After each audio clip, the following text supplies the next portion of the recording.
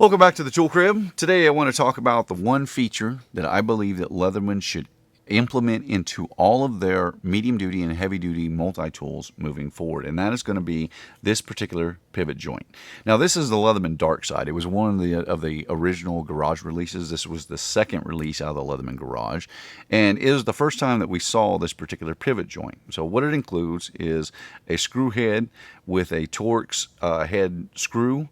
And then the nut side is a specialized nut that uses a slotted driver. It allows you to tension this up to exactly the proper tension that you desire. So you can make your pliers a little bit stiffer. You can make them fairly loose like this one. You can kind of see just how smooth those pliers open up.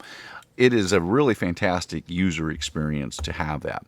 Now the reason I bring this up is because in the latest release of the Leatherman Garage, which dropped today, July 5th, they released the Leatherman Garage number 5 is what they called it, and this is a 40th anniversary edition of their multi-tool lineup, and it is based on the Free P4 platform, which I have here, Free P4, Free P2.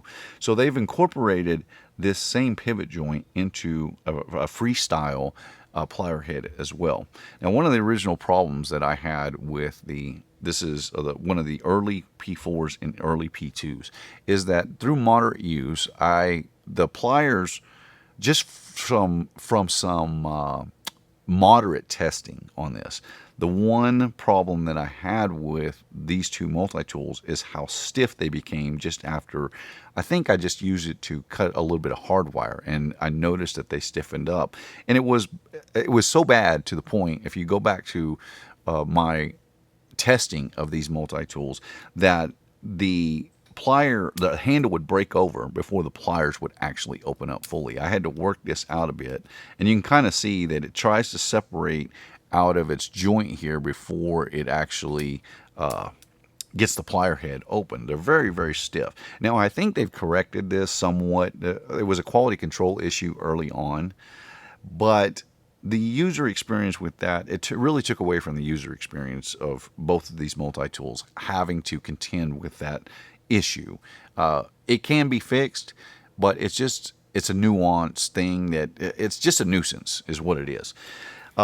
With the pivot point that we're seeing coming out with a couple of different multi-tools, and to date, unfortunately, they've only come out in garage models. They haven't made it to full production.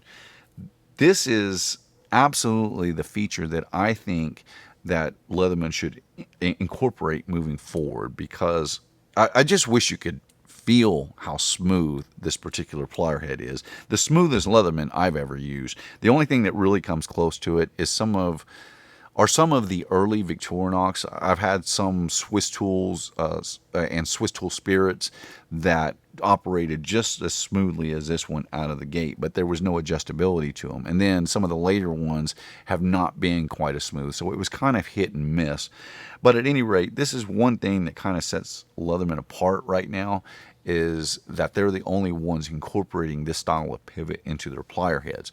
Now, this is important to Leatherman because moving forward, it's one feature that I'm certain that they probably, well, I'm not certain, but I would make a large assumption that they have that particular pivot joint patented.